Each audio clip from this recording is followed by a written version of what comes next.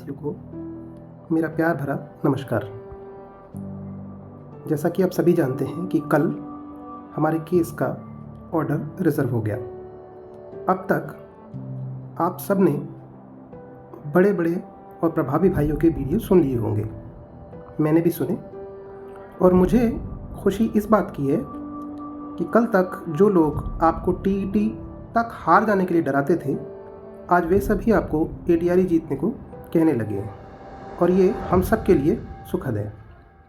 पहले भी मैंने ये बात कही है और फिर कह रहा हूँ, कोई भी एक व्यक्ति, चाहे वो मैं ही सही, सबसे प्रखर बुद्धि का तो हो सकता है, लेकिन तब भी वह 10 लोगों की सामूहिक वार्तालाप और उस वार्तालाप से निकली बात का जवाब दे सके, ये कठिन ही है। और इसलिए मैं इस केस में किसी की भी मेहनत को, यहाँ तक कि हमारे पक्ष में की गई दुआओं को भी अहम मानता हूँ। और सबसे अहम, इस केस में पर्दे के सामने वाले लोगों की जो भूमिका है वो तो जग जाहिर है, लेकिन जो लोग पर्दे के पीछे बिना किसी लालसा के केवल इस केस को जिताने के लिए लगातार अपना योगदान देते रहे हैं, जिसे जो चाहिए खोज खोज कर ऑर्डर उपलब्ध कराते रहे, उनकी मेहनत को कोई कैसे इग्नोर कर सकता है?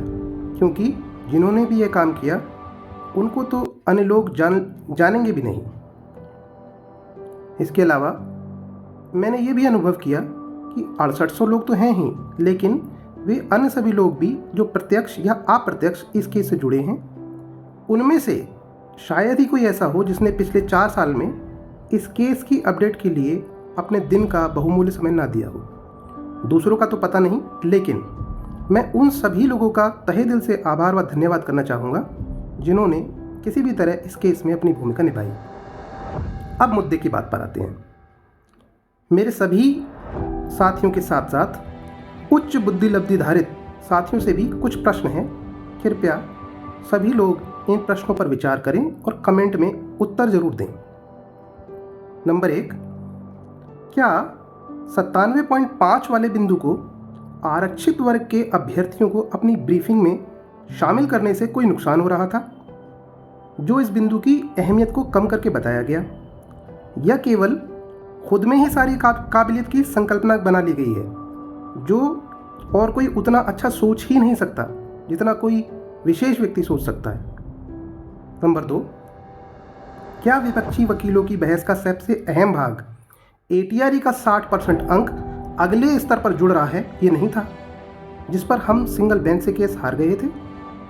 नंबर 3, किसी अन्य बिंदु में इतनी ताकत थी कि वे दूसरे पक्ष का एटीआरई का 60% अंक जुड़ रहा है, इसे छीनकर अपनी ओर शामिल कर लेता? नंबर 4, अंत में जज साहब ने यह बात तक पूछी कि आपने दोनों वर्गों की एक कट ऑफ क्यों नहीं रखी, ये किसका प्रभाव था? नंबर 5, अपने एटीआरई रिटन सबमिशन में सभी आरक्षित वर्ग के लोगों को इस 0.5 की अतिरिक्त छूट का उल्लेख करना चाहिए या नहीं? नंबर 6, यदि कोई अभ्यर्थी आपको कुछ नए सिरे से ऐसे बिंदु बता देता है जो अब तक बहस का हिस्सा ही नहीं बने हैं, तो इससे आपकी या आपके वकीलों की अहमियत कोर्ट में बढ़ती है या उसमें कोई कमी आ जा रही है? आपको यह भी बताना चाहूँगा कि इस बिंदु की वास्तविक अहमियत जो हमने बना रखी है वो कितनी बड़ी है, इसका आना अभी शेष है। इसलिए आपसे विनम्र निवेदन है कि आपका जरा सा भी मन इस केस में खुद का पल्ला भारी रखने का है तो रिटन सबमिशन में इस बिंदु को शामिल करके ही कीजिएगा। और यही कामना करूंगा कि हम सबको यहीं से जीत प्राप्त हो जाए और आगे किसी भी बात की ज़रूरत ही ना पड़े। लेकिन फिर भी यदि 1% आवश्यकता पड़ ही जाए तो दूसरों के विचारों को शामिल करने के लिए सभी अगवाकार अपने अपने दरवाजे खोल कर रखें, जिससे आपका पक्ष और मजबूत हो सके, भले ही उसका श्रेय आप उसको दें या ना दें। आभार एवं धन्यवाद।